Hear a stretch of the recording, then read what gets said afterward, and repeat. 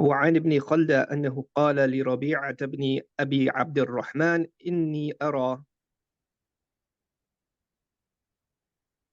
الناس قد أحاطوا بك فإذا سألك الرجل عن مسألة فلا تكن همتك أن تخلصه ولكن لتكن همتك أن تخلص نفسك.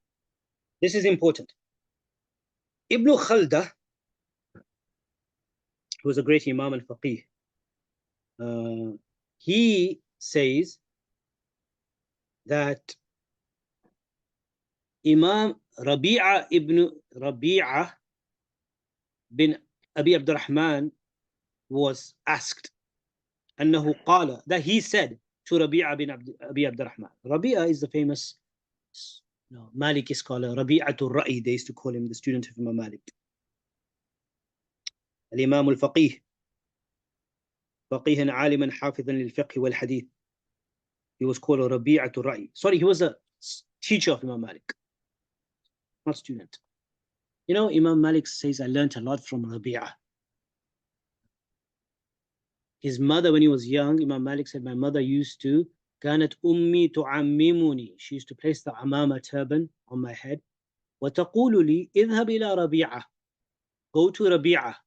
تتعلم من أدبه قبل أن تتعلم من علمه. Go and learn his adab before you learn his knowledge. This is Imam Rabi'atul Ra'i. So this Imam Rabi'a bin Abi Abdurrahman, Ibn Khaldah said to him that I see inni ara nasa, I see people that they all ahatu bika, they're all around you, encircling. They're all around you and they're all coming to ask questions and they surround you, etc. So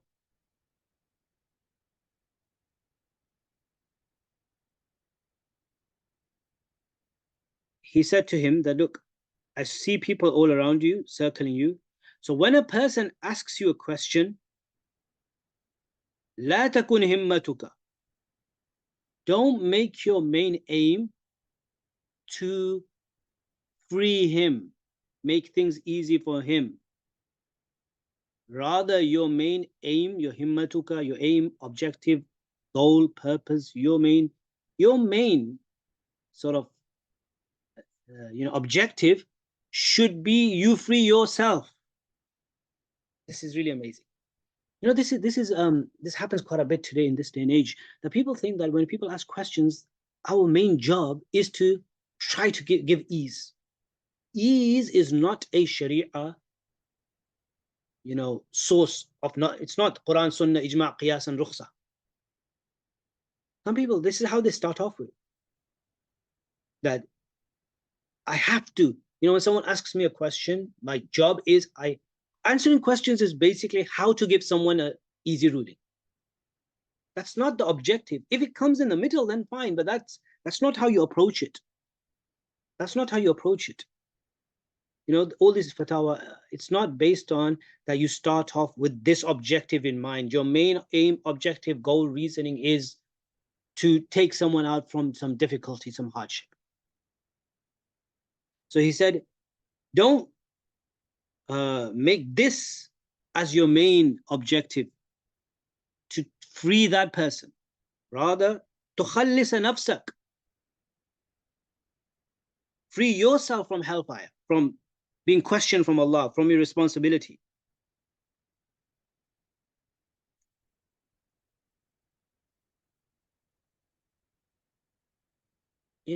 This is very common. People will ask questions. Sometimes you know the answer or you're inclined towards a particular answer, and yet just to make it easy for people, like I said, your main objective is to make easy. A common example, people ask about 3 divorces. Now some people think I have to some way find a rukhsa from somewhere. That's my job. I am not a mufti, I'm a murakhis, and I don't follow the Hanafi, Shafi'i, Maliki, Hanbali madhab. I follow the rukhasi madhab. This is a rukhasi madhab. From somewhere, somewhere I have to find. So basically my job is, anyone asks a question, what you're doing, carry on doing, it's all fine, easy ruling, let me just find you a source for it. Some people, that's how they function. Everything you're doing, what are you doing? You're doing this? Okay, don't worry. I've got it. I'll find it somewhere. What are you doing? That's okay. Okay, let me just find you. Just justify everything what everyone's doing.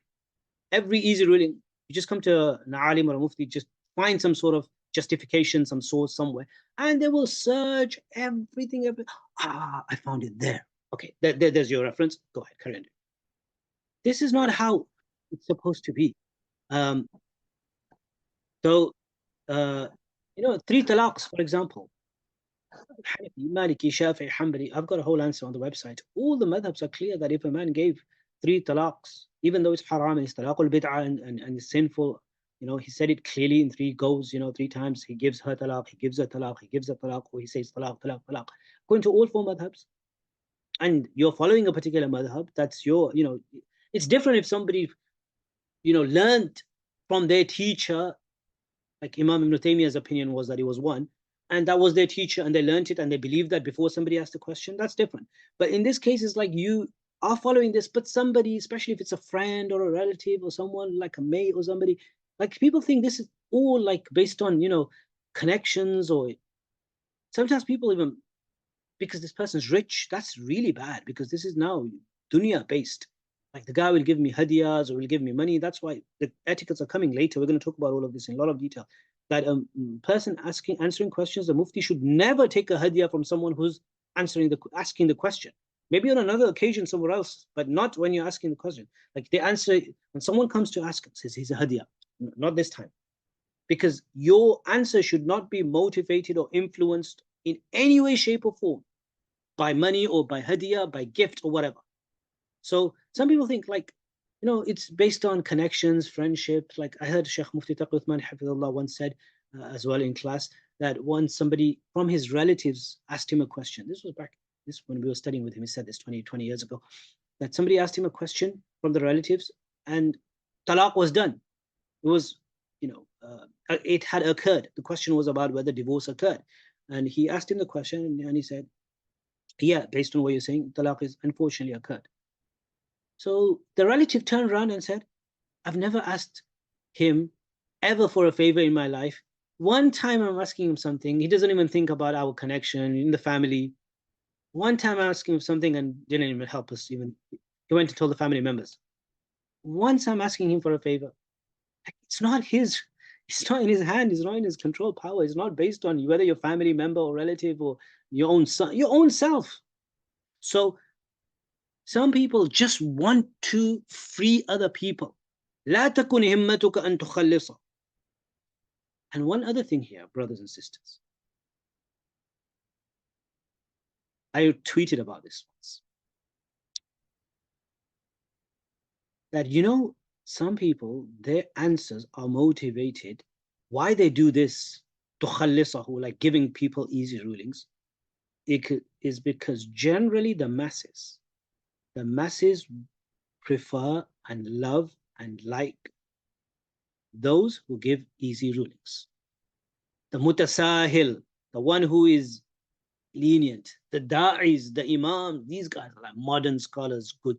People love them. Anyone giving easy things, it's to appease people, it's to please people.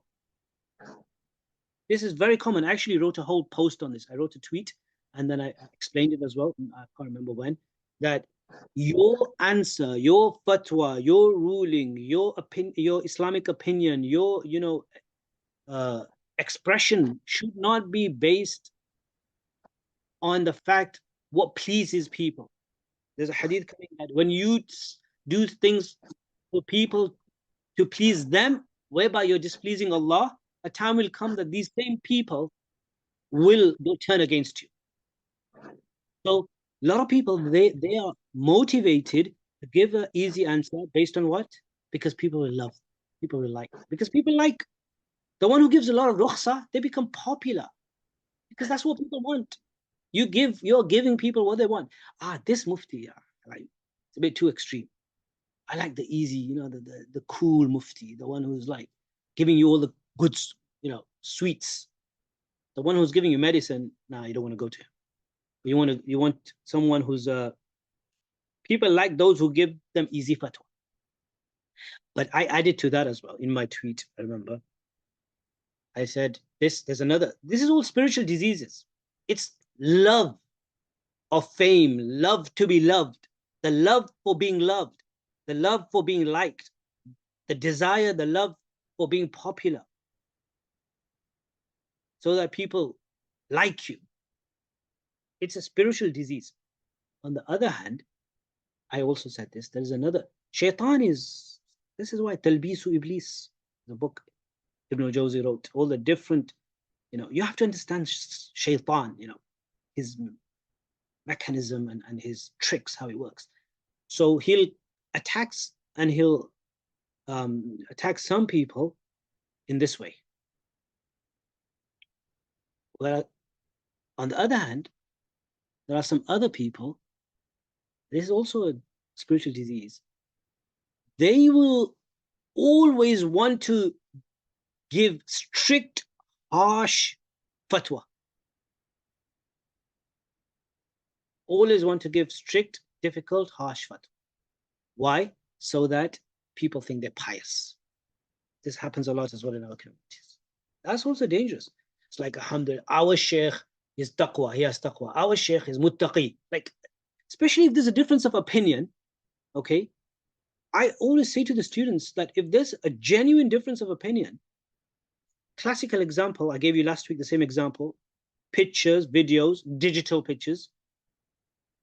It's okay, it's permissible according to some, but alhamdulillah, our sheikh has more taqwa. Like, you can't say you have more taqwa. If there's a difference of opinion, does not mean that this person who's taking the stricter ruling is always more on taqwa. Don't sort of judge these two. This person following an opinion which is perfectly permissible for him doesn't mean every time someone's going for, that's like saying that Imam Shafi'i, who said blood comes out, does not break wudu, and Imam Abu Hanifa, so he's more pious. Or the opposite way, if you touch a woman or a man, someone of the opposite gender, according to Imam Abu Hanifa, your wudu is not invalidated. According to Imam Shafi'i, it is. Oh, Imam Shafi'i was more taqwa, he's more pious. Astaghfirullah. How can you say that? So this is also, people have this just because they're sheikh or they're hazrat or they're buzrug or they're whatever they want to call it, they're imam or he's just a bit super pious. This mentality is a wrong mentality. Some people like to act all strict. I remember there was one long time ago. There was one, Imam Maulana Sahib, long time ago, similar to my age. It was a long time ago. So like a friend, talking, etc., and acting very pious, digital pictures, and these pictures are haram. I follow them, we do precaution in deen, and we follow the strict opinion, and this shouldn't be allowed. It's too much relaxed and lax. People want just all easy rulings, and this one to do. After we were just sitting there, after a while, he put his mobile phone on the floor. Home screen, he had a picture of his child. I just picked. He's a friend of mine. I picked it up. I said, Hazrat Sheikh Maulana, where's your piety gone? He was a friend of mine. This was about a long time ago. Said, you were saying right now it's all haram. Is it all haram for everybody else, not for yourself? No, that was just Hegels. What happens sometimes, you want to give everyone else the difficult ruling, but for yourself, you don't want to act upon it. This is, again, one of the practices of the Salaf. They used to act upon the stricter ruling for themselves and go for the rukhsa for other people. If there is possibility of rukhsa, look, this is in context. If there is rukhsa, clear rukhsa based on dalil, they used to provide. The Imam Ashraf Ali Athanwi rahimahullah is very famous about it. That many fatwa he gave an easy answer, but he himself, Imam Nawawi as well, there's a statement, never ever acted upon the rukhsa himself. And some of them, they would not even disclose or let people or their close students know that what they are practicing, so that they don't start thinking it is necessary or start following it. They would do it in private. If they're doing a ruling which is extra superior or more ihtiyat, more precautious, they would do it hidingly, so people don't even see that. Because people take not just verbal fatwa, even the action of the scholar as a hujjah. So they do it behind closed doors, so that they don't make it difficult for people. So this balance is very important. Do not give easy fatwas and just make your objective of giving ease to people so that you become popular. At the same time, don't always just go as an objective, harsh, difficult fatwas, so that people think, mashallah, muttaqi, pious, righteous, superior. These are all spiritual diseases, and shaitan is attacking both types of people. Forget what people think about you and Allah. You have this issue, whatever you think is correct between you and Allah or your teachers, what you've learned, irrespective of people liking you or disliking you, loving you, hating you, praising you, swearing at you. That's not the objective. It's how Allah takes you. That's what's important. So this was very important. وعن مالك رحمه الله تعالى. If you see, there's a lot of quotes from Imam Malik, or a lot of incidents in relation to Imam Malik. Because Imam Malik, rahimahullah wa radi anhu, was very, very fearful of this. There's quite a few coming in relation to Imam Malik. وعن مالك رحمه الله تعالى عن ابن هرمز أنه كان يأتيه الرجل فيسأله عن الشيء فيخبره ثم يبعث في إثره من يرده إليه فيقول له إني قد عجلت فلا تقبل شيئا مما قلت لك حتى ترجع إلي. قال وكان قليلا من يفتي من أهل المدينة. Imam Malik rahimahullah ta'ala wa radi anhu, he relates from Ibn Hurmuz, Imam Ibn Hurmuz. Who was he? Abu Bakr Abdullah bin Yazid bin Hurmuz. It is said his name was Yazid bin Abdullah bin Hurmuz. Faqih al-Madinah min al-Tabi'een. So Imam Malik is quoting from him. And Ibn Hurmuz was a faqih, but he related very few ahadith. Because his focus, and this we'll talk about this as well in the next section about fiqh and hadith, and that's all coming, inshallah. We're going to talk about the difference between muhaddithin and fuqaha, all of that. But he was a faqih, but related hadith less. And kana min al-ubbad al-zuhad, one of the worshippers and those who denounced the world, lived a life of zuhad. Imam Malik says, I sat with Ibn Hurmuz 13 years. واستحلفني ألا أذكر اسمه في الحديث. He made me take an oath that I don't mention his name is in hadith, like I don't relate a hadith from him.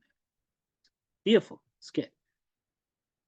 Imam Malik was called Imam Dar al-Hijra. You can read a bit more about him, because Imam Malik says, وقال إمام دار الهجرة, the Imam of Dar al-Hijra, which is Imam Malik. Imam Malik's name is Malik ibn Anas, but he was called Imam Dar al-Hijra, Imam of the abode of Hijrah, Medina al-Munawwara.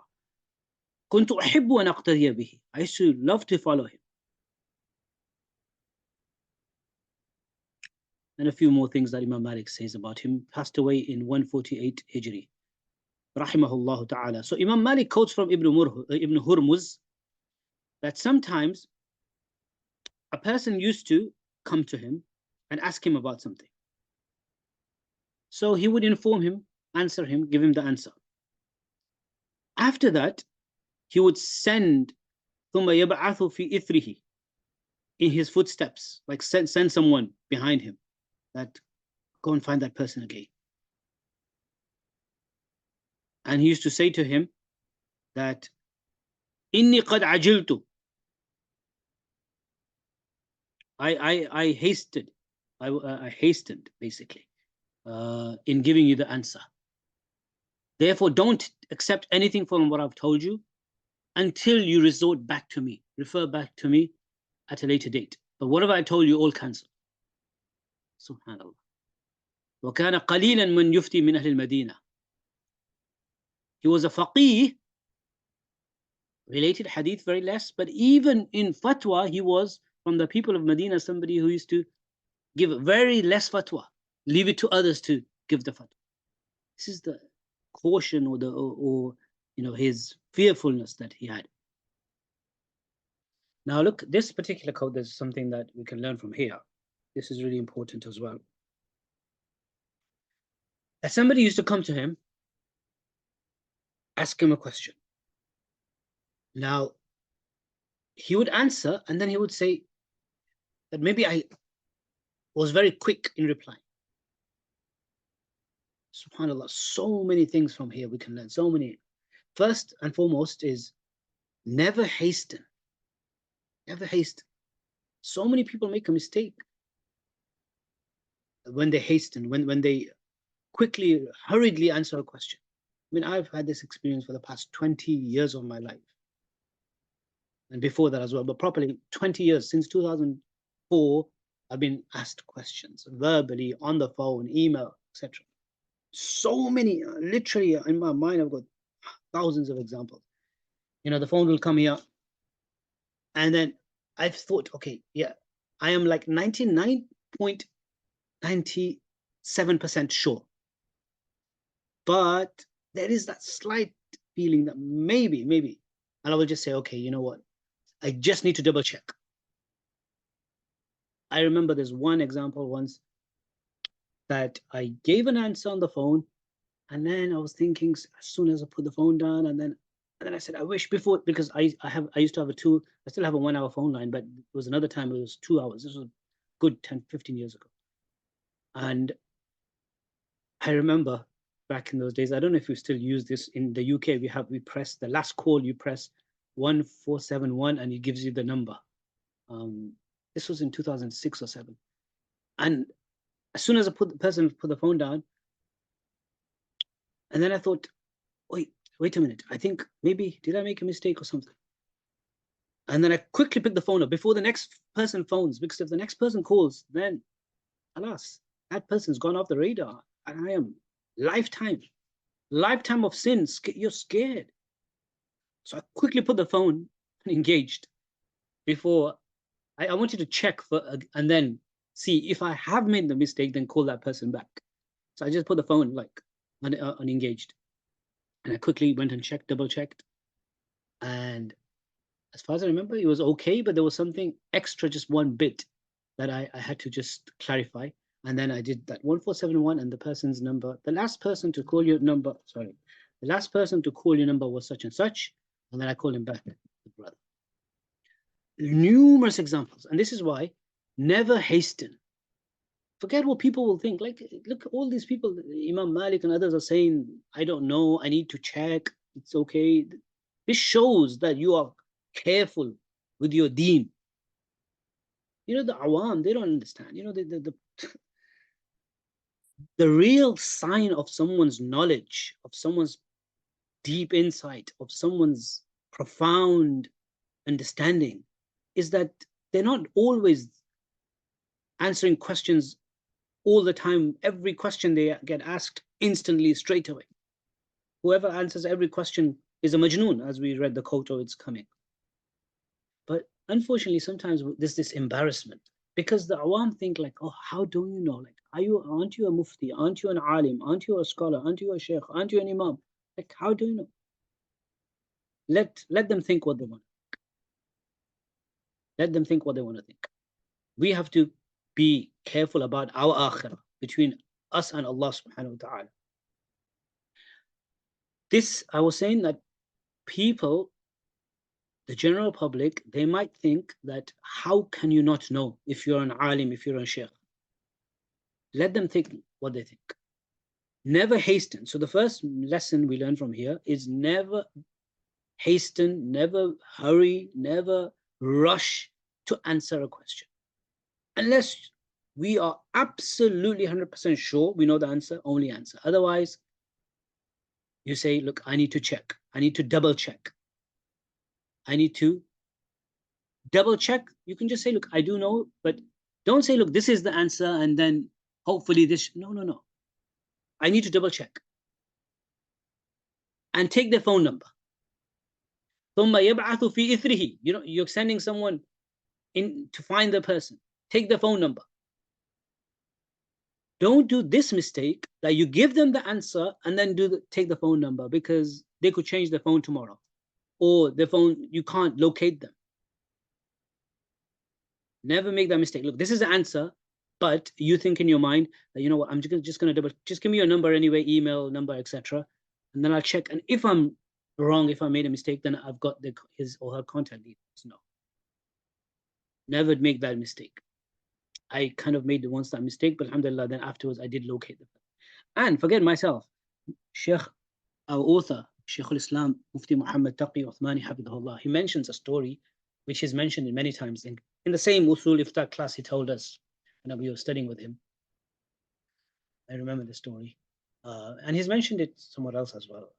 And he's written in a book as well somewhere. So that he mentions this when he talks about, and towards the end of the book, certain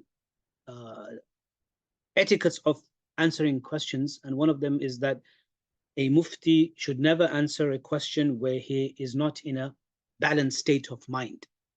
That's what the hadith says. We will come to that, but the hadith says, لا يقضي القاضي وهو غضبان. A qadi should not judge when you're angry. So it's not just anger, it's when you're in an imbalanced state. Too angry, too sad, too over happy, over joyous, you know, too hungry, too satiated, full with just too much of any, too less or too much of anything. You need to be in a balanced state of mind to answer a question.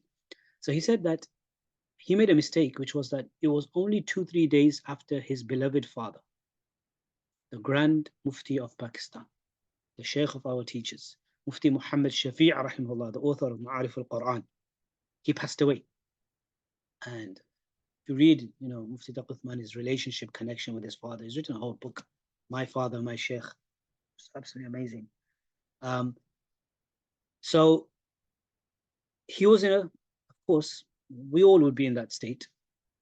And he said it was over just 2-3 days. And he said, I was walking outside, just outside the Masjid of Darul Karachi, and somebody just asked me a question about talaq. And he said he gave him the answer. And then afterwards, he went home and he realized, he said, oh, actually, what did he actually ask me? And then, because he was, you know, maybe he's in that state of mind, and he realized he actually gave him a wrong answer, the opposite.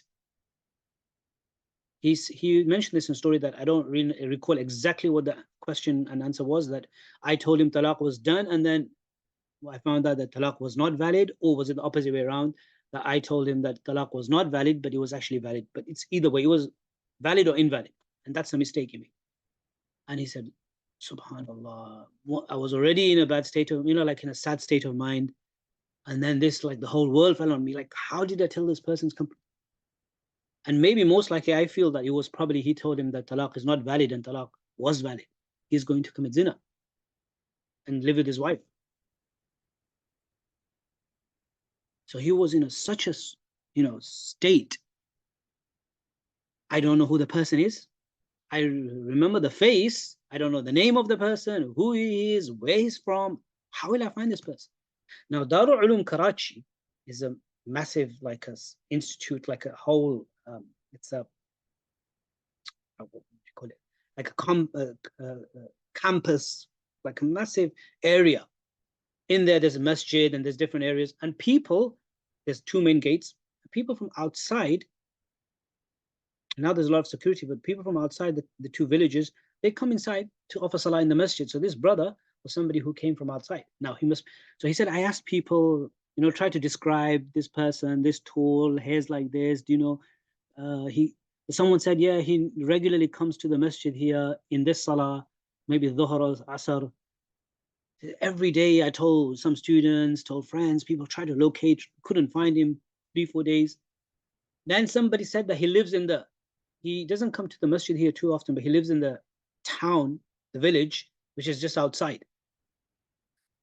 So he said, I went every day, 5-time prayers. I used to go outside to pray salah in that masjid.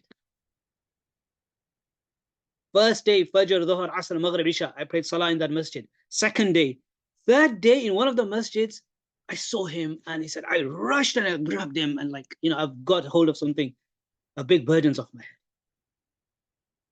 This is the responsibility. So this is basically what Ibn Hurmuz is saying. Look, don't hasten. Inni qad ajiltu. He didn't think he made a mistake. He just said, Inni qad ajiltu. I've just given you an answer in haste. So don't take anything, everything cancelled. And then I'll come back to you after that, or you come back to me. So this is something really important we can learn from this. وقال مالك, again Imam Malik says, وَلَيْسَ مَنْ يَخْشَى اللَّهَ كَمَنْ لَا يَخْشَى. The one who fears Allah, this is a general quote, the one who fears Allah is not like the one who does not fear Allah. Two different people. Does anybody want to read now? Bilal, if you want to read, In Sha Allah, and we'll take it from there.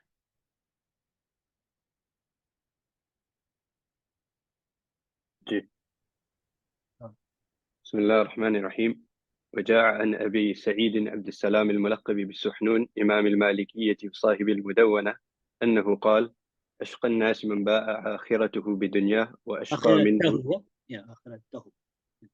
من باع آخرته بدنياه وأشقى منه من باع آخرته بدنيا غيره. Subhanallah, this is again amazing, such a food for thought for us. This Imam is narrated from Abu Sa'id Abdus Salam. His title, Mulaqab, he was given the title Suhnun, Suhnun al-Maliki.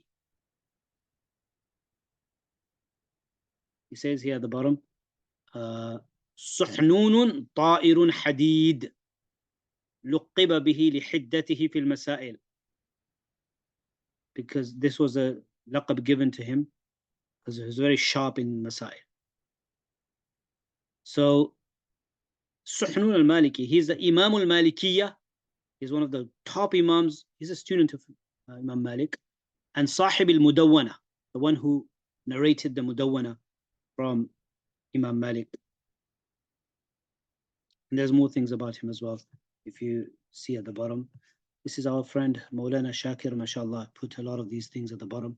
Wal-Qadi, Faqih, al-Imam al-Malikiyya fi zamanihi. He was from the West Morocco area, Spain, Morocco area, Andalus area.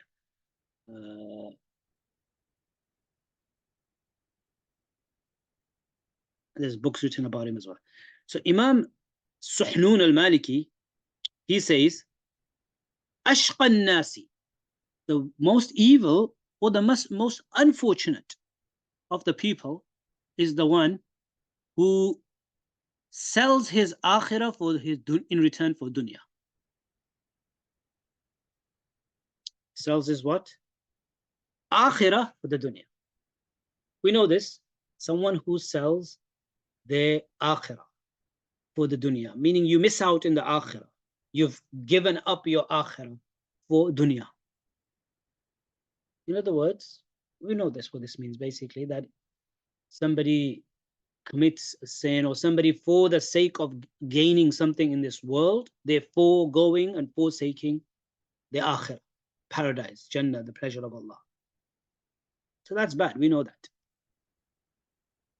You get something in this dunya, someone steals, bribery, you're getting some money in this dunya, but you're selling your akhirah.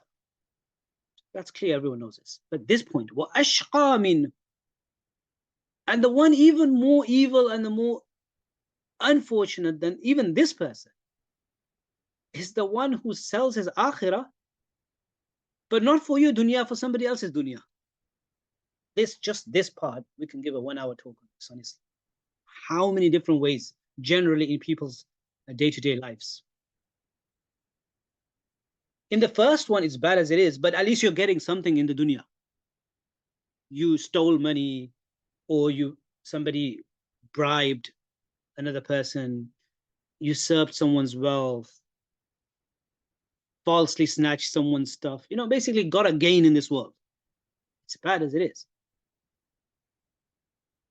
But here, you don't get nothing in the dunya as well, and nothing in the akhirah as well.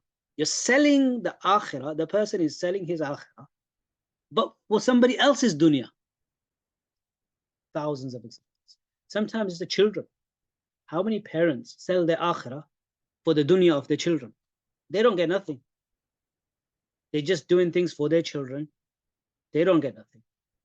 Or a friend, trying to make a friend committing sins, to make a friend happy, marriage, in-law. There's just so many. I don't want to go into because it's not the topic. We're studying Usul Ifta. But that's a whole, there's so many scenarios.